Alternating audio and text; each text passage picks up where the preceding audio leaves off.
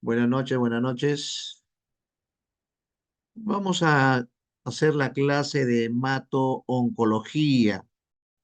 Vamos a ir por la anemia, los tipos de anemia, megaloblástica, ferropénica, Doctor, ane- anemia hemolítica, los tipos de anemia crónica por enfermedad crónica, cada uno con sus características.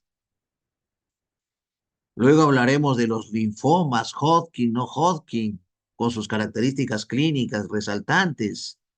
Luego hablaremos de los cuadros mieloproliferativos, hablaremos de las aplasias medulares, de las leucemias mieloides crónicas, de la policitemia, de la tromocitemia esencial. Hay que entender que la hemato-oncología es un capítulo importante porque me va a permitir entender cómo se presentan los cuadros clínicos. La anemia ferropénica generalmente en un paciente que tiene poco aporte, pérdidas, sangrado, con historia de cansancio, de fatiga. La anemia hemolítica, generalmente asociado a componente autoinmune, con ictericia, gran hemólisis, gran anemia, con clínica de anemia aguda como insuficiencia cardíaca. La anemia por enfermedad crónica, están fresquitos en nefrología, que se relaciona a déficit de eritropoyetina y esto ocasiona una anemia normocítica normocrómica, la anemia megaloblástica asociado a poco aporte de folatos y vitamina B12, en la cual el paciente tiene parestesias, hormigueos, neuropatías. Como ven, hay un cuadro clínico y ustedes a través de una buena historia y un cuadro clínico y un buen examen clínico harán diagnósticos previos antes de pedir una ferritina, una transferrina, un ácido fólico, una vitamina B12, un CUMS. Antes de pedir todo eso, ustedes ya tienen una presunción diagnóstica, entendiendo que el gran síndrome anémico, con toda la sintomatología y signología, como quielitis, lengua de papilada, apalestesia, coiloniquia, onicólisis, pica, una serie de signologías, la palidez, las escleras azules, las quielites angulares, las estomatitis, la clínica clásica de las anemias, la misma ictericia. Importante discernir el plan de trabajo de un paciente con anemia. Constantes corpusculares, ferritina, transferrina, frotis de sangre periférica, aspirado medular óseo. Y luego nos imbuimos en los cuadros hemato-oncológicos tipo linfomas, leucemias mieloides, donde tengo que examinar completo a mi paciente, donde le encuentro febril, donde le encuentro con petequias, con púrpuras, con historia de sangrado, gingivorragia, hematoquesia, melena, epíxtasis, hematuria, hepatoesplenomegalia, linfoadenomegalias, la clínica clásica de los cuadros hemato-oncológicos.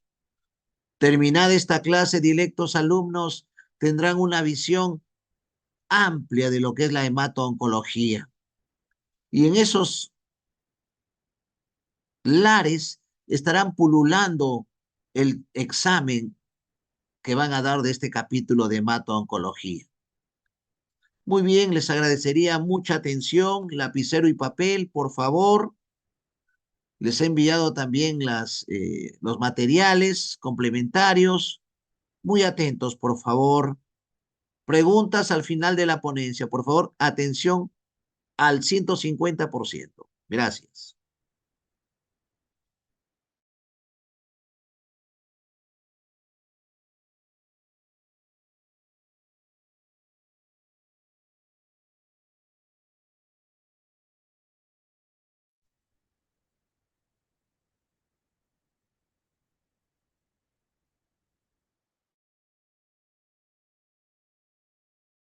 con sus genialidades de la hemoglobina, la protoporfirina, el fierro, las globinas. Hablaremos de hematología. Y en hematología hablaremos de anemia, con sus genialidades de la hemoglobina, la protoporfirina, el fierro, las globinas, las cadenas, los valores de hemoglobina, tanto en hombres y en mujeres, entendiendo que en mujeres es menor que en varones, dependiendo si es gestante, si es niño, si es anciano, vive en altura. Es importante saber la hemoglobina de acuerdo a la altura, a menor altura, menor hemoglobina, a mayor altura, mayor hemoglobina por la hipoxemia o la hipoxia de la altura. ¿Qué es la anemia? La anemia es la disminución de la hemoglobina y de la masa eritrocitaria. Tiene una clínica: palidez, astenia, fatiga, cansancio, palpitaciones, soplos, hormigueos, frialdad. Los reticulocitos es un buen parámetro para ver la respuesta medular en anemia, sobre todo en reticulopenias, en anemias megaloblásticas, y reticulocitosis en anemias hemolíticas, ¿no? Acá hay una serie de causas de reticulocitosis, reticulocitos bajos, como anemia megaloblásticas, aplasias, leucemias, insuficiencia renal crónica, endocrinopatías. La reticulocitosis, el aumento de los reticulocitos, ahí están las membranopatías, las enzimopatías, las hemoglobinopatías, siendo una de las más frecuentes las esferocitosis hereditarias y las hemoglobinopatías, como la drepanocitosis, anemias hemolíticas como positivos, autoinmunes o secundaria a linfomas, anemia por tóxicos, anemia hemolíticas microangiopáticas, el PTT, púrpura trombocitopénica trombótica, las anemias carenciales por falta de fierro, vitaminas. Ahí está la ferropénica, la más frecuente en el mundo, sobre todo en países de tercer mundo, países pobres, con falta de nutrición. Hay una ferropenia, alteración de la transferrina, de la ferritina, hay una microcitosis, una hipocromía, son características.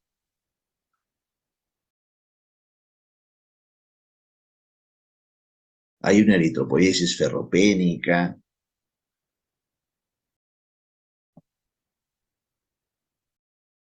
causas: ingesta inadecuada, mala absorción, pérdida crónica, hemólisis.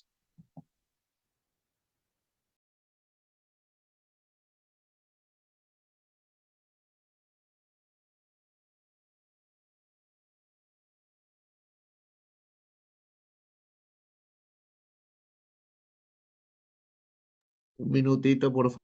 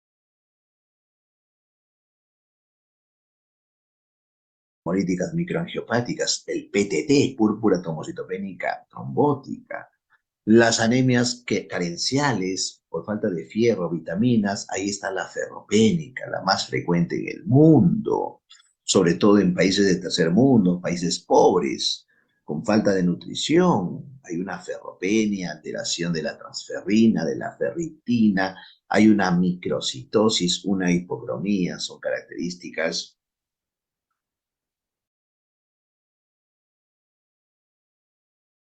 Hay una eritropoiesis ferropénica,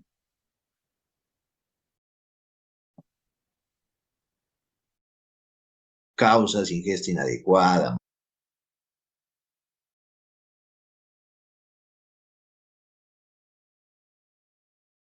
Un minutito, estoy agrandando la pantalla.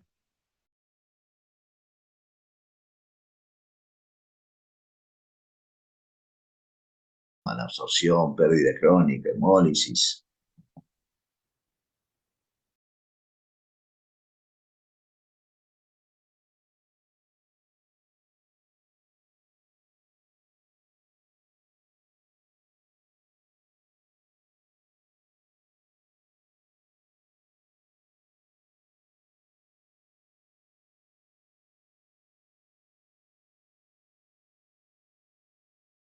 La falta de hierro puede ocasionar irritabilidad, cefalea, pica, que es cuando el paciente consume piedritas, etcétera, ¿no?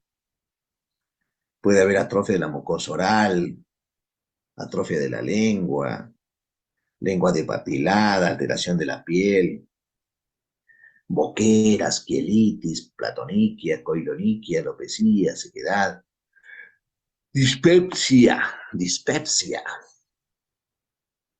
Hay microcitosis, hipocromía, células en habano, en el frotis. Algunas veces puede haber leucopenia, trombocitopenia.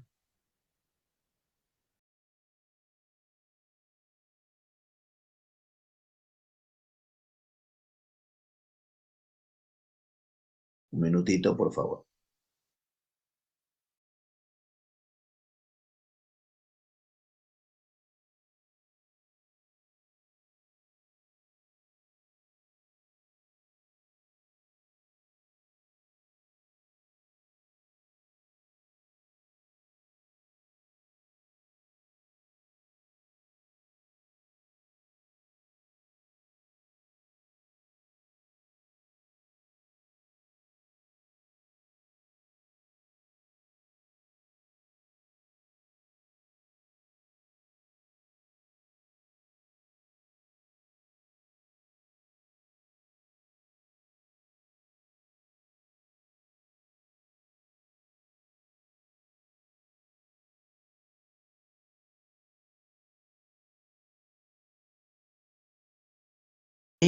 Tanto leucocitos, puede haber leucopenia, plaquetas, trombocitopenia y anemia. Hay una alteración de la eritropoiesis, una alteración de la mitosis.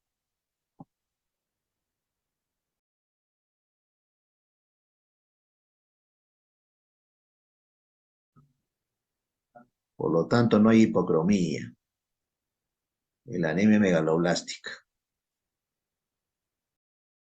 Una ingesta inadecuada, una mala absorción, incremento en los requerimientos,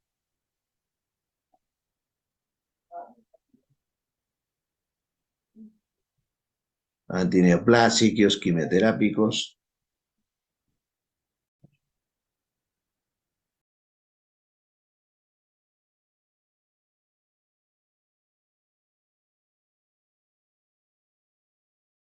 Ese déficit de folatos y vitamina B12 ocasiona la anemia megaloblástica. Hay un cuadro que se llama la anemia perniciosa, que tiene que ver con los anticuerpos anticélulas parietales, tiene que ver con algunas patologías autoinmunes como lupus, tiroiditis, y generalmente comienza con un cuadro de gastritis.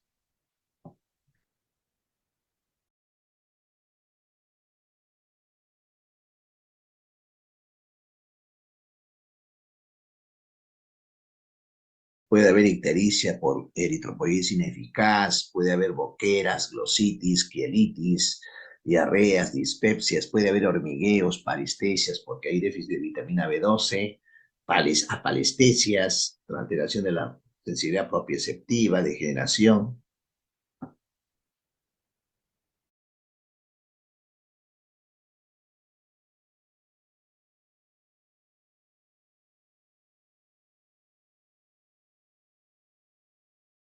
Puede haber macrobalocitos, cuerpos de Howell-Holly, leucopenia, hipersegmentación, trombocitopenia.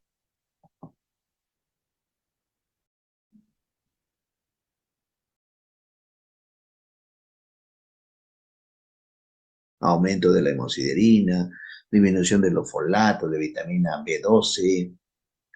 El tratamiento es dar folatos por 6 meses y vitamina B12 oral e intramuscular.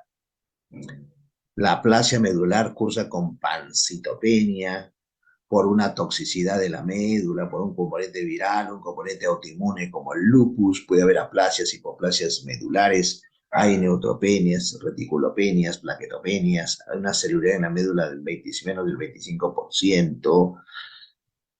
Hay un problema de supresión, defecto y daño de la célula madre, otro tipo potencial. La causa más frecuente es idiopática, también asociado a fármacos o componentes hereditarios. De acuerdo a la severidad de la pancitopenia, con anemia, fiebre, sangrado,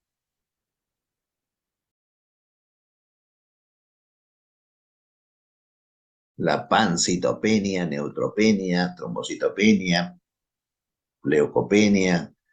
En la médula ósea hay aumento de hemosiderina, aumento de células grasas, pero una celularidad disminuida. El tratamiento es manejar esa aplasia medular con globulina antitimocítica, ciclosporina, prednisona, hasta trasplante de médula ósea. La anemia hemolítica, un acortamiento de la vida media de la hematítica es de 120 días. Se asocia a cálculos vesiculares en personas jóvenes, úlceras, alteraciones esqueléticas, retardo en el crecimiento. También puede haber policromatofilia, punteado basófilo, normoblastos, disminución de la aptoglobina, aumento de la deshidrogenasa láctica, aumento de la bilirrubina, predominio indirecto, hemoglobinuria también puede haber.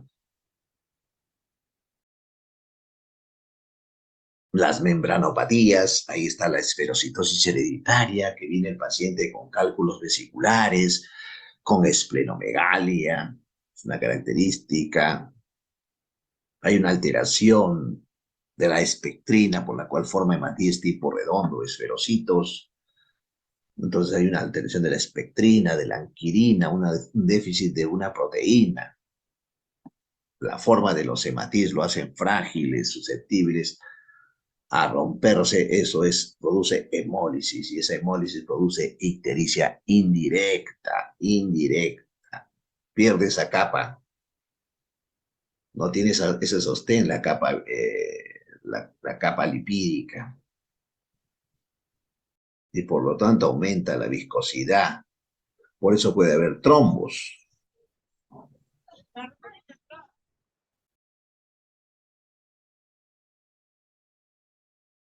Presencia de microesferocitos, prueba de fragilidad osmótica positivo, el tratamiento es esplenectomía.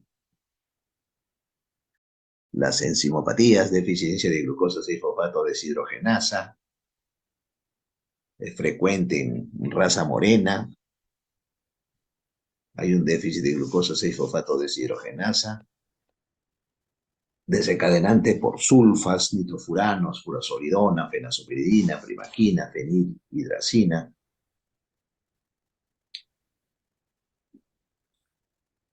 Neumonía, fiebre tifoidea, septicemia. El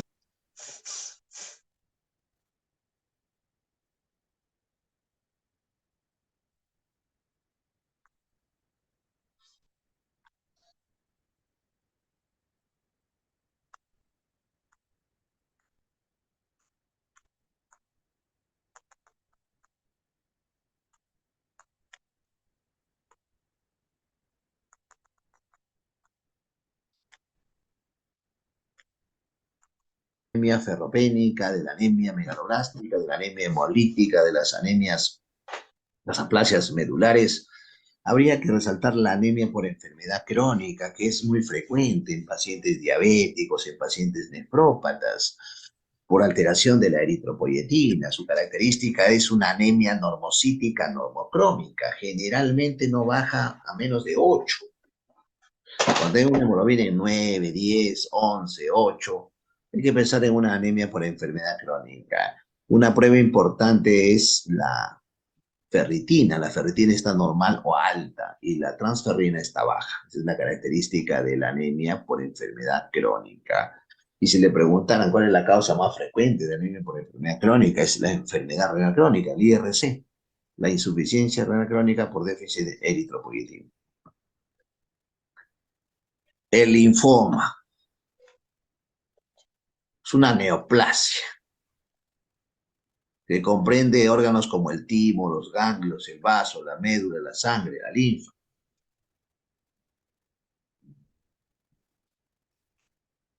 Estos linfocitos se alteran, se transforman, se dividen en dos grupos, enfermedad de Hodgkin y linfoma no Hodgkin. Vamos a revisar el linfoma de Hodgkin con adenopatías indoloras, gigantescas, cervicales, axilares, retroperitoneales, con sus características histológicas como las células de red Stenberg. Es de carácter clonal, masas tumorales, linfocitos maduros reactivos, células plasmáticas, eosinófilos. El linfoma Hodgkin puede ser a predominio linfocítico, una esclerosis nodular, una severidad mixta, una depresión linfocítica. Factores de riesgo: antígeno de histocompatibilidad clase 2, virus del Epstein-Barr y de inmunodeficiencias congénitas y adquiridas, amidalactomizados, ese datito importante, exposiciones profesionales, industria de la madera y derivados, nivel socioeconómico. El inmunofenotipo, de acuerdo al CD15, CD30, CD45, el lema, o de acuerdo al KI, al M1, es a predominio de linfocítico con CD30 o CD45, la esclerosis nodular y el linfoma de Hodgkin nodular, ¿no?, por sus características. La clasificación de Ann Arbor, dependiendo de la estructura de la afectación de la región ganglionar de dos o más regiones, de una o dos más regiones, o también de ganglios de ambos lados del diafragma, o afectación extraganglionar diseminada, o sea, de acuerdo a la clasificación Ann Arbor se da la severidad, ¿no?, la afectación de ganglios en diferentes zonas.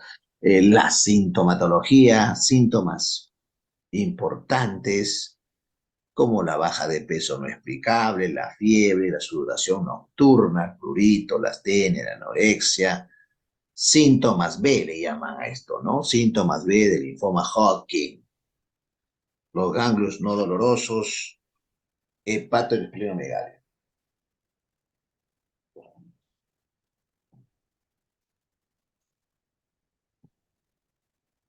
Exámenes auxiliares como hemograma, lactato de deshidrogenasa, fosfatasa alcalina, velocidad de cementación, albúmina, beta-adenoglobulina, biopsia ganglionar excisional, radiografía de tórax, cervical, torácica, abdominopélvica, biopsia médula ósea.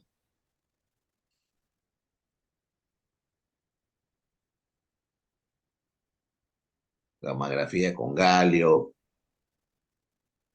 SPECT, linfoangiografía, resonancia magnética.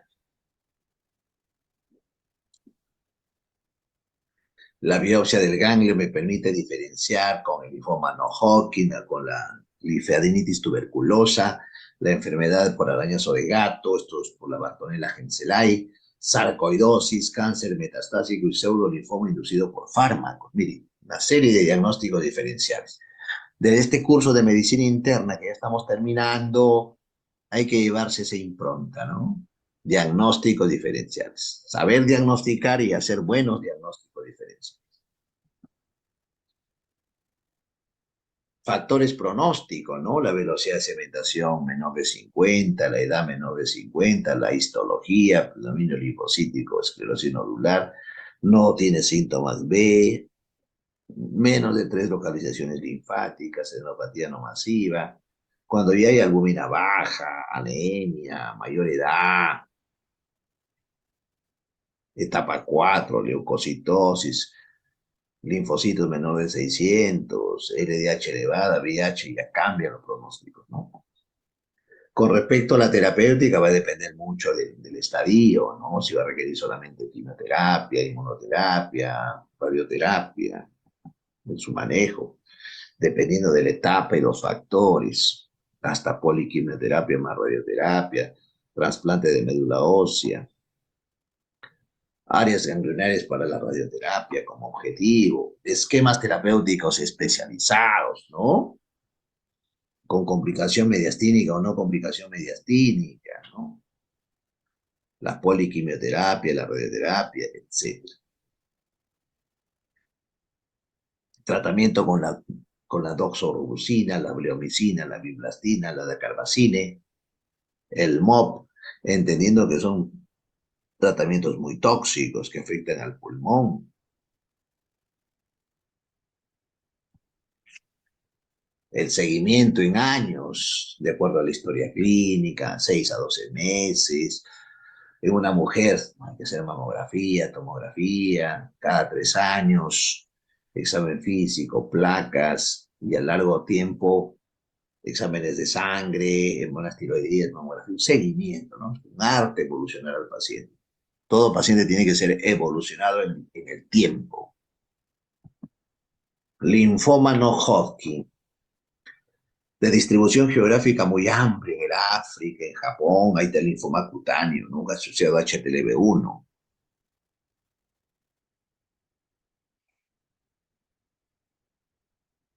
Un minutito, por favor.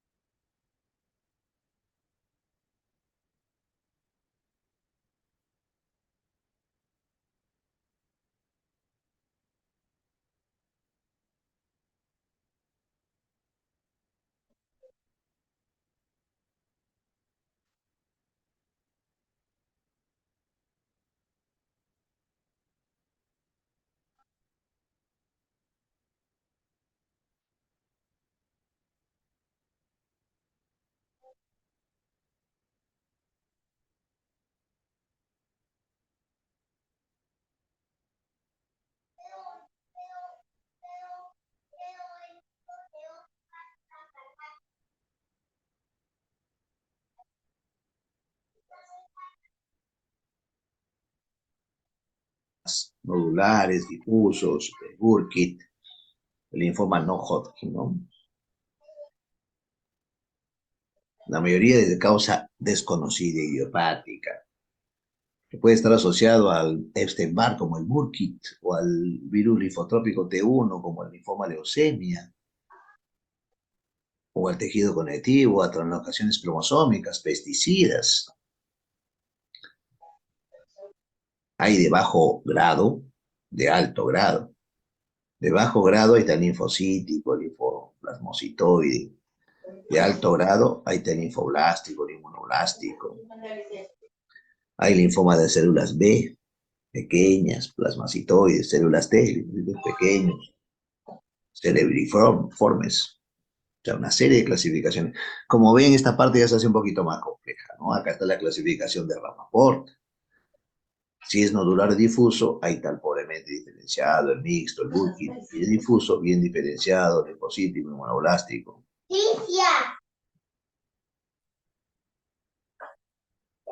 Clasificación de Working. Ahí está de bajo grado, linfoma linfocítico. De grado intermedio, ahí está el linfoma folicular a células grandes. Y de alto grado está el linfoblástico, ¿no? Neoplasia de células B de tipo Hodgkin, leucemia linfoma, prolinfocítica, células mantle, folicular, zona marginal, como ven, una serie de diagnósticos. Neoplasia de células T, ahí está el linfoma cutáneo, leucemia linfocítica crónica, micosis fungoide, el Césari, el linfoma de células T periféricas, una serie de diagnósticos. La tomografía es un buen instrumento a nivel mediastinal, a nivel retroperitoneal para hacer buenos diagnósticos del linfoma, Hodgkin o Hodgkin. El estadiaje también clasificación de Ann-Arbor. Hay una región, un compromiso de una región linfática o extralinfática, hay compromiso de dos o más regiones linfáticas del mismo lado, dos o más regiones ganglionares difusas de tejido extragranular, ausencia de síntomas B, astenia, fatiga, fiebre, no explicable, sudoración nocturna.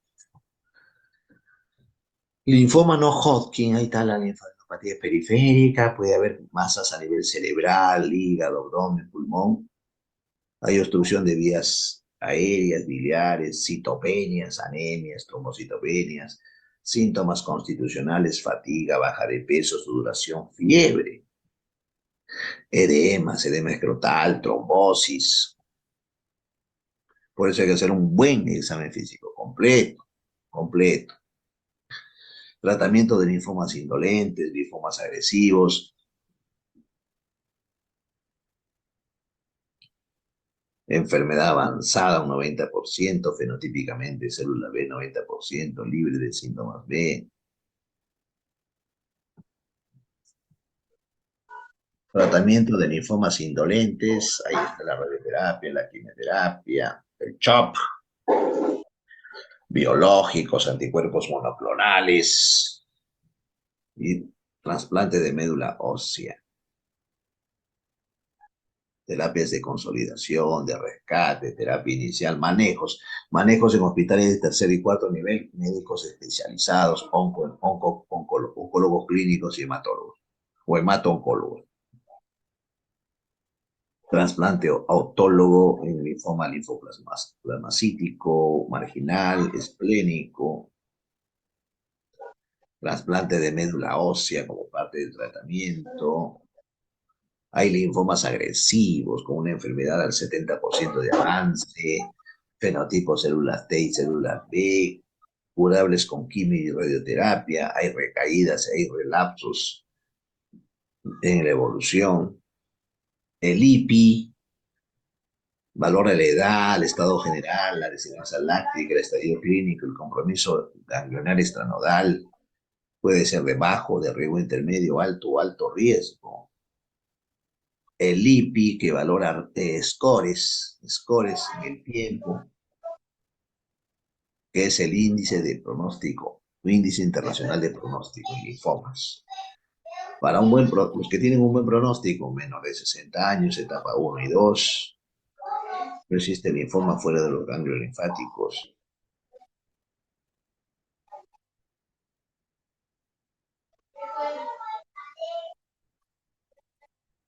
Mal pronóstico, más de 60 años, etapas 3 y 4, linfoma fuera de los ganglios linfáticos, LDH sérica elevada, radioterapia, quimioterapia, terapia biológica. ¿Cómo manejo?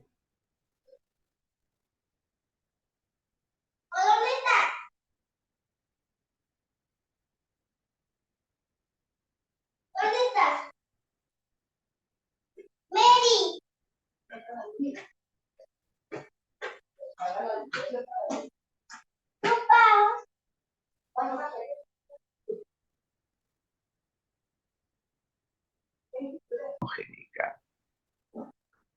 Proliferativo. Vamos a revisar los síndromes mieloproliferativos. Y ahí están la leucemia mieloide crónica, la policitemia vera, la metaplasia agnogénica, la trombocitemia esencial, ¿no? Para discernir entre una leucemia aguda, entre un mielodisplásico y un mieloproliferativo. Son las cuatro patologías conocidas, ¿no? Leucemia mieloide crónica, la policitemia vera, la trombocitosis esencial, la metaplasia mieloide agnogénica. Leucemia mieloide crónica, ahí está la neutrofílica crónica, la eosinofílica crónica, la mielofibrosis crónica, la trombocitosis esencial, una serie de causas. Hay proliferaciones clonales, una evolución crónica, hay una hipercelularidad, una esplenomegalia. Siempre evalúen si hay esplenomegalia, hepatomegalia o hay ganglios como parte de la evaluación de un paciente oncohematológico. recuentos hemáticos elevados, fibrosis medular, alteración del cariotipo.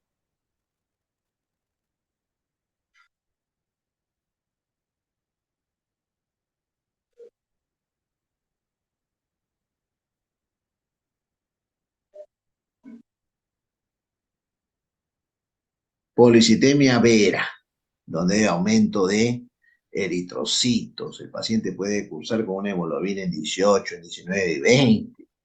Esto puede ocasionar también una síndrome de hiperviscosidad, y eso no es bueno para el paciente. Riesgo de trombosis, cefalea, alteraciones visuales, hay alteración.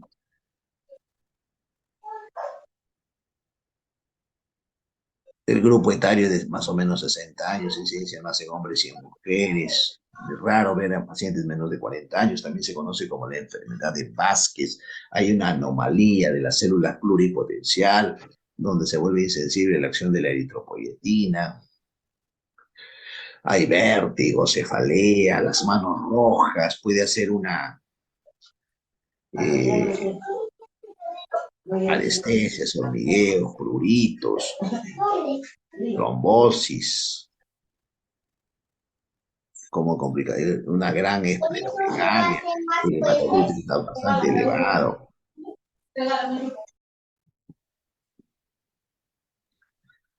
Hay acúfenos, ignitus, diplopia, escotomas, dificultad de concentración, embotamiento, insuficiencia circulatoria, hipermetabolismo, sudoración, baja de peso, malestar general. Es importante la clínica. Yo siempre inculco a mis alumnos a la clínica. Mire, el prurito, la cianosis, a mayor policitemia, mayor cianosis, ¿no? Tromboembolismo, trombosis venosa, cuadros hemorragíparos por la trombopatía, hipertensión arterial, gota, gastritis, esplenomegalia, eritromelalgia, las manos rojas y le queman y le arden, la eritromelalgia. Puede haber leucocitosis, trombocitosis, microcitosis, citostomía, hierro sérico disminuido, esplenomegalia, prurito, trombosis, historia previa de trombosis.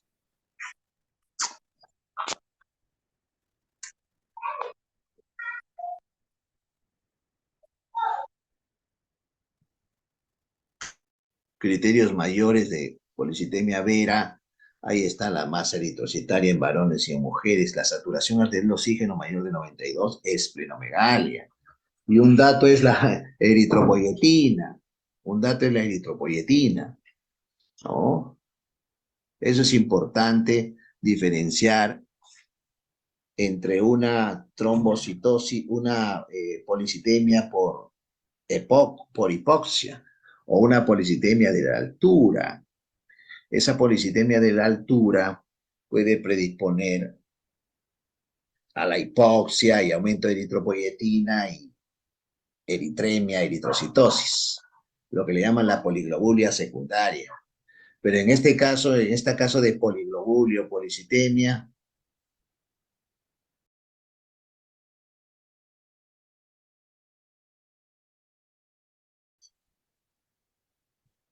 el paciente tiene eritropoyetina baja. Un minutito, por favor.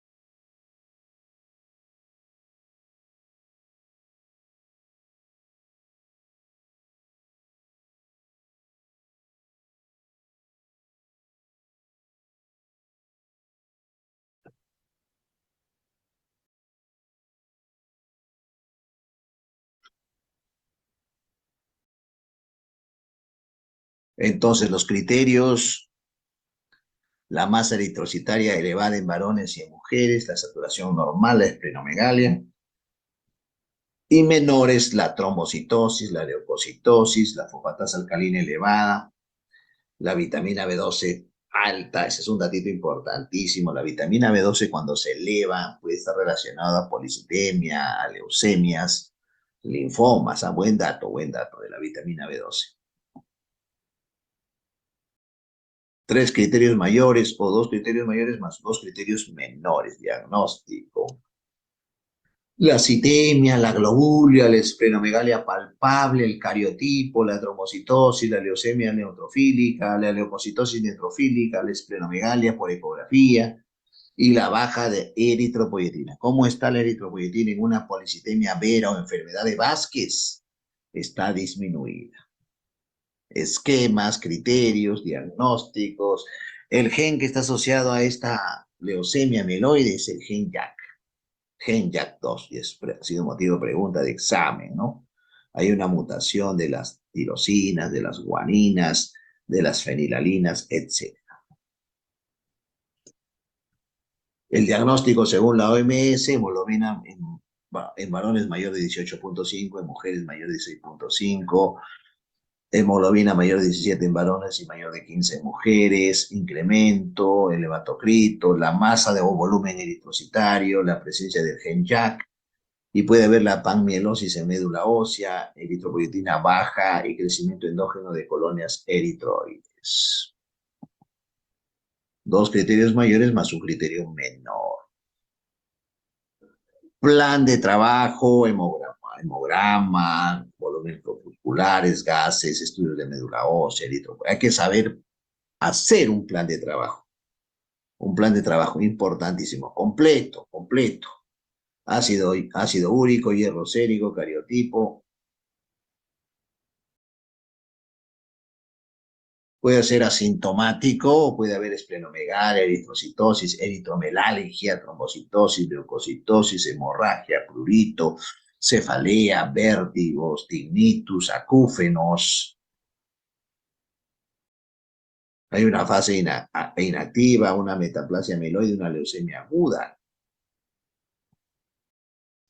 Hay que diferenciar de las poliglobulias secundarias, las poliglobulias por estrés, Heisburg. Las hipoxias de la altura, de los que vienen de Cerro de Pasco, de Huancavelica, de de Puno, o también poliglobulias secundarias a enfermedades. Una de ellas es el EPOC. El EPOC produce poliglobulias, sobre todo el soplador azul, el bronquítico crónico. El tratamiento son sangrías, la quimioterapia con hidroxiuria, busulfán, radioterapia, anagrelida, lupurinol, antiagregantes plaquetarios. Otro cuadro de mieloide crónico es la trombocitemia esencial, idiopática, hemorrágica, primaria, es un cuadro mieloproliferativo, cursa con trombosis, incidencia alta, edad media de 50 a 60 años, incidencia, según el pico. Las plaquetas son cualitativamente anormales, puede haber una gran cantidad de plaquetas, pero con muchas anormalidades en hemostasia. Hay una trombocitosis esencial, hay una hemorragia recidivante, trombosis, esplenomegalia, incremento de la fosfatasa alcalina, un datito. Hay que diferenciar esta trombocitosis de la trombocitemia esencial de la trombocitosis reactiva. Trombocitosis reactiva a infecciones, trombocitosis reactiva a anemia ferropénica, es importante. Trombocitosis por la gestación, por eso hay que discernir qué paciente estoy viendo, siempre, qué paciente estoy viendo y qué resultado. Concatenado con el cuadro clínico, Eso es importante. Las plaquetas no cumplen su función de hemostasia. Por eso hay epíxtasis, gingivorragia, mujeres menorragia, metrorragia, hematurias, melenas, púrpuras. Puede haber trombosis, justamente por esa trombocitosis puede producir un cuadro de hiperviscosidad con trombosis de la vena esplénica, abortos, esplenomegalia, hepatomegalia. Por lo tanto, hay complicaciones trombóticas, hemorrágicas, eritromelalgia, igual que la policitemia vera, hepatomegalia, esplenomegalia. Examen de laboratorio, hemograma, recuento de plaquetas, fosfatasa alcalina leucocitaria. Un minutito, por favor.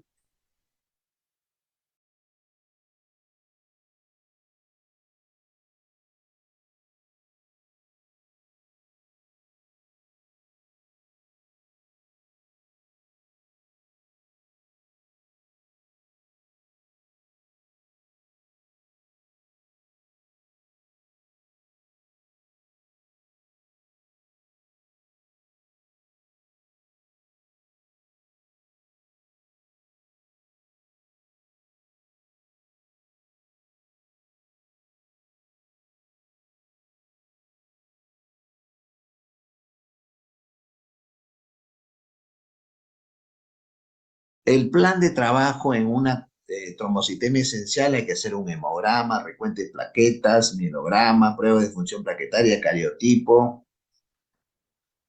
No se olviden lo que se llevan del curso de medicina interna.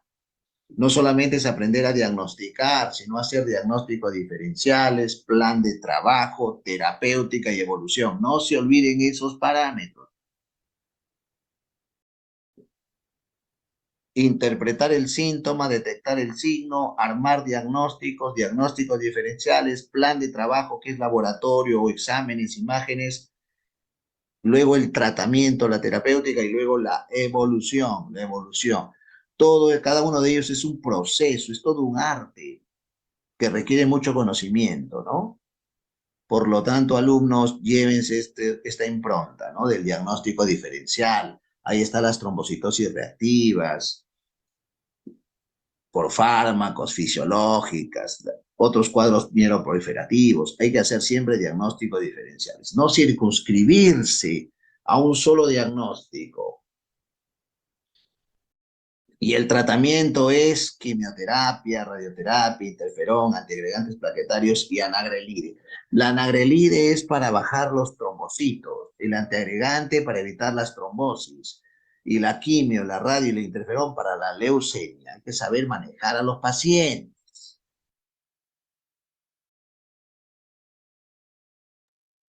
Muy bien, muy bien, muy bien, muy bien. Hemos dado algunas pautas con respecto al enfoque de las anemias, de los linfomas y de los cuadros mieloproliferativos. A través de la historia, yo debo tener una presunción. ¿Cuándo es una anemia ferropénica? ¿Cuándo es una anemia hemolítica? ¿Cuándo es una anemia megaloblástica? ¿Cuándo es una anemia plásica? ¿Cuándo es una anemia por enfermedad crónica? De acuerdo a la historia, al antecedente.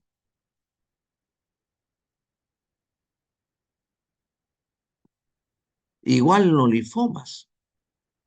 La diferenciación entre un linfoma Hodgkin y no Hodgkin, aparte de la linfadenomegalia, de la ubicación de los ganglios, de los síntomas B que dicen del linfoma, la astenia, la fatiga, la baja de peso, la hiporexia, la sudoración nocturna. En los cuadros mieloproliferativos, donde está la leucemia mieloide crónica, la trombocitemia esencial, la policitemia vera, la metaplasia agnogénica, donde el cuadro de hepatoesplenomegalia con trombocitosis y policitemia son los más característicos. Cuando ustedes planteen cuadros oncohematológicos o hemato-oncológicos, deben saber qué pedir. En una anemia, sea microcítica, megaloblástica, hemolítica, por enfermedad crónica, un hemograma completo, un frotis, constantes corpusculares, ácido fólico, vitamina B12, CUMS, reticulocitos, LDH, bilirrubina. Creo que ahí está el plan de la evaluación, del plan de trabajo. Si es un linfoma, ecografía, tomografía, biopsia del ganglio, LDH, PCR.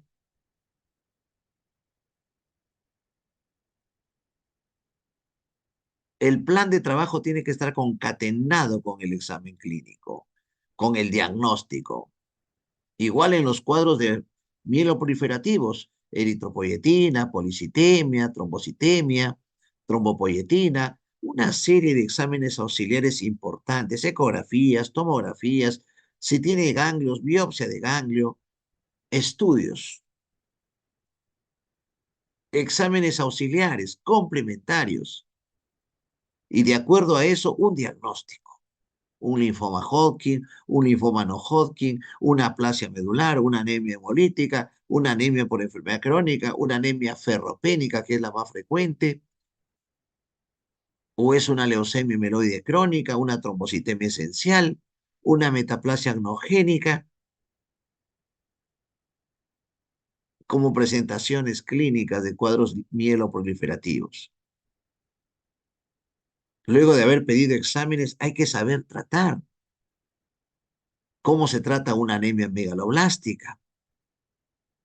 Con vitamina B12 y ácido fólico. ¿Cómo se trata una anemia hemolítica? Con corticoides. ¿Cómo se trata una anemia ferropénica? Con fierro, endovenoso, oral. Cada uno tiene un tratamiento. Dos procedimientos especiales que usa el hematólogo para estudio de sus diagnósticos es el AMO, que es el aspirado medular óseo, y la biopsia de hueso con inmunohistoquímica. La biopsia de hueso con inmunohistoquímica y el AMO, que es el aspirado medular óseo, son las pruebas complementarias especializadas del contexto hemato-oncológico. Muy bien.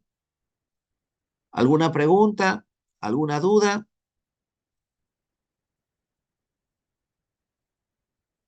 Creo que ya se van con un panorama un poquito más claro. Ya hablaremos de trombocitopenias, de coagulopatías, de transfusiones.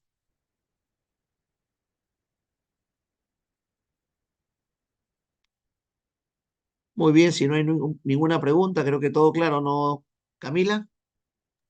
Sí, doctor, todo claro. Correcto. Que tenga un bonito domingo. Buenas noches y gracias por su ductilidad en este horario. Buenas noches, cuídense. Gracias, doctor, cuídese. Buenas noches.